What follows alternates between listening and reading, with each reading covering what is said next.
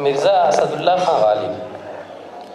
اس میں جو اردو کے جو 2-3 نام ہیں شاعری میں خاص طور سے، ان میں اگر سر فہرست رکھا جائے تو میر تقی میر غزل کے اس میں فن میں، اور دوسرا نام جو اگر لیا جا سکتا ہے تو مرزا اسد اللہ خان غالب کا ہے.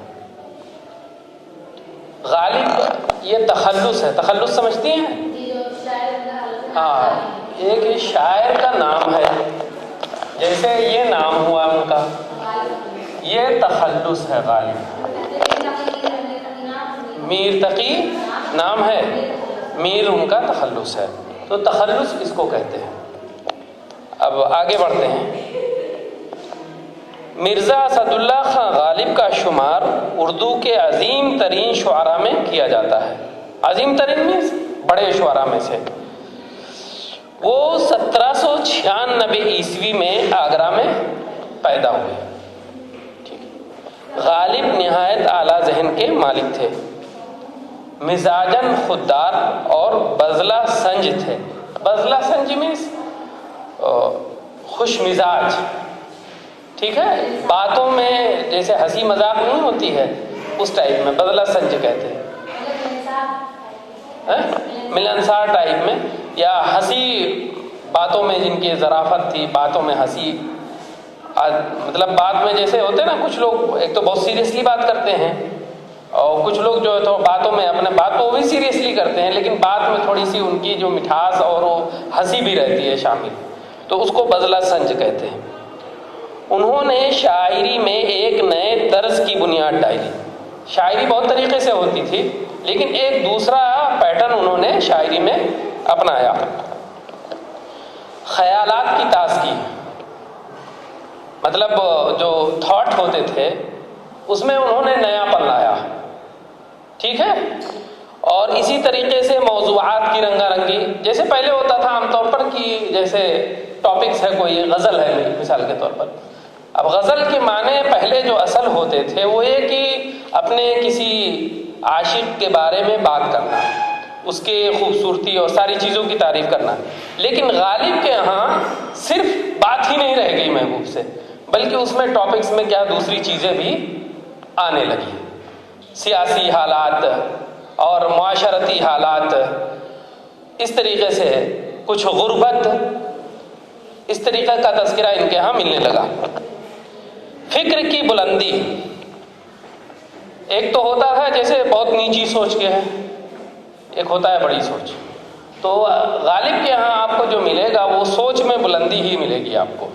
یہ انہوں نے شعر میں، اشعار میں اپنے یہاں چیزیں جمع کرنی شروع کی. الفاظ کی معنی خیزی، کوئی ورڈ انہوں نے کہا تو اس کے کیا ہے بہت ہی کیا وائڈ میننگ ہوتی تھی. ہاں، تو یہ الفاظ کی معنی خیزی ان کے کلام کی نمایاں خصوصیات ہے. ان کی جو شاعری ہے، پوئٹری ہے، اس کی یہ فکر کی بلندی، موضوعات کی رنگا رنگی، افکار کی بلندی، خیالات کی تازگی، یہ سب ان کی کلام کی کیا ہے خصوصیات ہے. غزل میں انہوں نے، غزل جیسے میں نے بتایا ایک ہوتا ہے نعت ہوتا ہے، حمد ہوتی ہے، اور غزل ہے، پھر قصیدہ ہے، سلام ہے، مرثیے ہیں. اسی طریقے سے غزل تو کہہ رہے ہیں غزل میں انہوں نے حسن و عشق کے سوا اور بہت سے مضامین داخل کیے. ابھی جیسے میں نے بتایا تھا نا، پہلے جو ہے وہ صرف غزل کے معنی ہوتے تھے محبوب سے باتیں کرنا یا اس کے حسن کی تعریف کرنا، بس یہی میننگ ہوتی تھی. لیکن ان کے یہاں غالب کے یہاں کیا ہے، اس میں تبدیلی، دوسرے ٹاپکس بھی آنے شروع ہوئے. ذوق کے انتقال کے بعد ایک بہت بڑا شاعر ہے جن کا نام ذوق تھا، جو مرزا اسد اللہ خان غالب سے پہلے تھے، بڑے تھے. ان کے یہاں ان کے انتقال کے بعد بہادر شاہ ظفر کے استاد مقرر ہوئے. بہادر شاہ ظفر کون ہے؟ مغل کا آخری جو بادشاہ تھے وہ بہادر شاہ ظفر تھے. یہ بھی اشعار کہتے تھے، ٹھیک ہے. تو یہ ظفر ان کا تخلص تھا. تو یہ ان کے استاد مقرر ہوئے ذوق کے انتقال کے بعد بہادر شاہ ظفر کے. ہاں ان سے پہلے ذوق استاد تھے. انہیں نجم الدولہ، نجم کے معنی آپ تو جانتی ہیں اسٹار کے ہیں، دولہ اسٹیٹ ملک، ٹھیک ہے، اس کو دولہ کہتے ہیں. دبیر الملک، دبیر کے معنی آتے ہیں ملک کی جو مطلب سوجھ بوجھ میں اپنا کیا ملک کو چلانے میں جو اپنی باتیں اپنا مشورہ دے اس کو دبیر کہتے ہیں. تو اس کا خطاب انہیں دیا گیا. نظام جنگ، یہ اس وقت کے ٹائٹل سے خطابات تھے، جیسے آج کل پدم شری ہے، پدم بھوشن ہے، ٹھیک ہے، رتن ایوارڈ دیا جاتا ہے جو ارجن ایوارڈ ہے. تو اس طریقے سے اس زمانے میں دبیر الملک، نظام جنگ، نجم الدولہ، شمس العلماء، یہ اس وقت کے کیا ہے ٹائٹل خطابات تھے.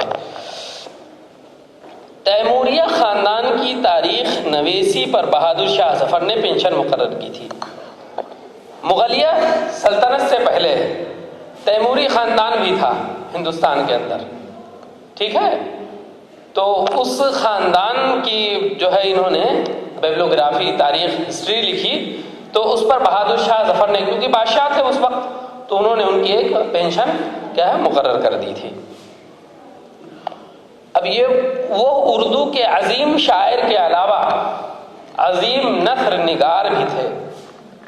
ایک تو ہوتا ہے پوئٹری، ایک ہوتا ہے پروز، نثر اس کو کہتے ہیں اردو میں.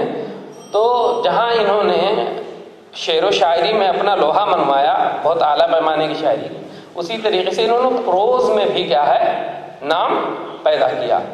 گرچہ شعر کے سامنے وہ کم پڑ گئے، لیکن اعلیٰ نثر نگار تھے. سب سے بڑی چیز جو ان کے پروز کی سمپل ہے ہمارے پاس جو مثال موجود ہے، وہ ہے ان کے خطوط، ٹھیک ہے، لیٹرز. ان کے جو خطوط ہیں وہ اردو ادب میں، اردو لٹریچر میں بہت ہی کیا ہے اعلیٰ پیمانے کے، غیر معمولی حیثیت رکھتے ہیں، غیر معمولی مقام رکھتے ہیں.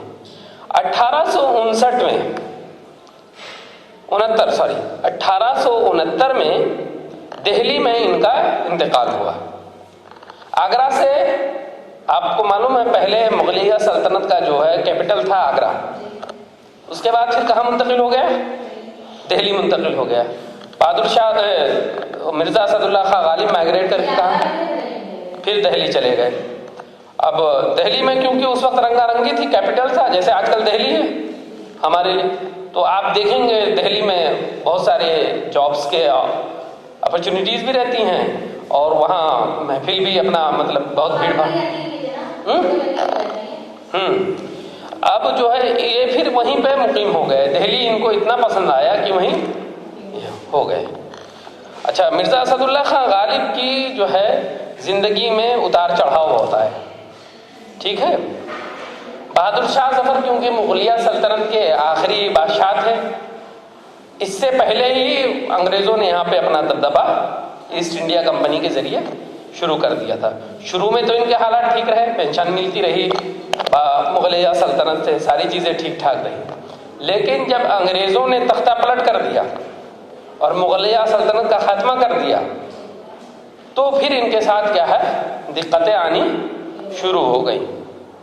دقتیں آنی کس طریقے سے شروع ہو گئی کہ معاشی، پیسے کی، رہنے کی جو ان کا ایک اسٹینڈرڈ تھا لیونگ کا، وہ گر گیا، اور پھر ان کو بہت سارے کیا ہے سامنا کرنا پڑا پریشانیوں کا. اچھا، کہا جاتا ہے کہ ان کی کوئی اولاد بھی نہیں تھی، اور 6 یا 7 اولاد کا ذکر آتا ہے کہ پیدا بھی ہوئی، کچھ دنوں تک رہیں لیکن انتقال ہو گیا. ٹھیک ہے. اب ان کے کچھ اشعار ہیں جو بہت ہی، ان کے اشعار کے میں بہت ہی آسان سا ہے، کیونکہ ان کے یہاں جو الفاظ ملتے ہیں وہ تھوڑے سے بھاری پن ہیں اس کے اندر، جلدی سمجھ میں نہیں آتے ہیں. پہلا شعر ہے: درد منت کشے دوا نہ ہوا، میں نہ اچھا ہوا برا نہ ہوا. ٹھیک ہے. اب دیکھیے اس شعر کو اردو میں مطلع کہتے ہیں. کیا کہتے मतला।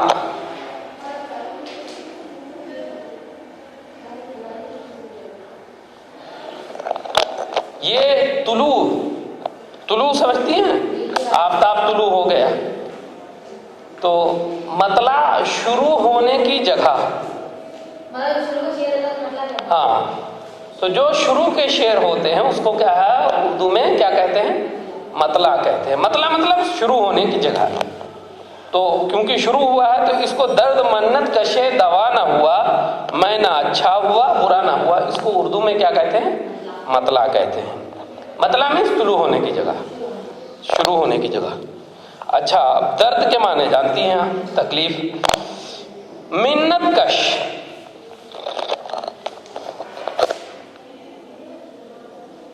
तो लिख दिया शुरू होने की जगह। हाँ, इसीलिए तो मैं कर रहा हूं आपको एक्सप्लेन। मिन्नत कश, एहसान उठाने वाला। क्या माने हैं, एहसान उठाने वाला। दवा, दवा कह रहे हैं दर्द मिन्नत कशे दवा ना हुआ। मिर्जा असदुल्ला खां गालिब कह रहे हैं कि जो मेरा दर्द है, मेरी जो तकलीफ है, उसने दवा का कोई एहसान नहीं उठाया है। ठीक है, मैं बीमार हुआ, तकलीफ हुई, अगर मैं दवा खा लेता तो उसका एहसान हो जाता। तो ये हमारे लिए क्या है, सही नहीं है। तो मैंने दवा का भी एहसान नहीं लिया। दर्द मन्नत कशे दवा न हुआ, मेरे दर्द ने जो है वो दवा का भी एहसान नहीं लिया। अच्छा, आगे चलिए। मैं ना अच्छा हुआ बुरा ना हुआ। अब जब क्योंकि दवा नहीं खाई तो अच्छा भी नहीं हुआ, ठीक है, बुरा ना हुआ। मतलब यह है कि हमने दवा नहीं खाई तो हमारे दर्द में वैसी की वैसे रही, ठीक है, मेरी तबीयत अच्छी नहीं हुई, ठीक है। तो ये कोई मैंने बुरा काम नहीं किया, क्योंकि दर्द की जो लज्जत थी वो खत्म हो जाती और फिर क्या है, ये चीज क्या है, हमारे लिए बहुत अच्छी नहीं होती।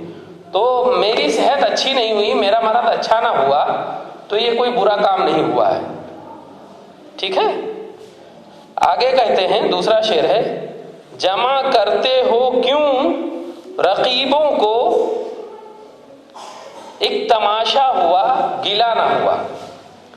जमा करना, इकट्ठा करना, रकीबों, ये जमा है रकीब की, ठीक है।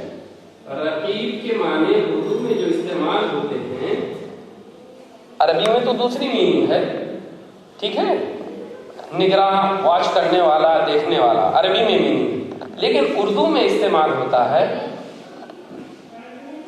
रकीब के माने आते हैं कि दूसरा महबूब का दूसरा आशिक, चाहने वाला। इसकी जमा क्या है, रकीबों।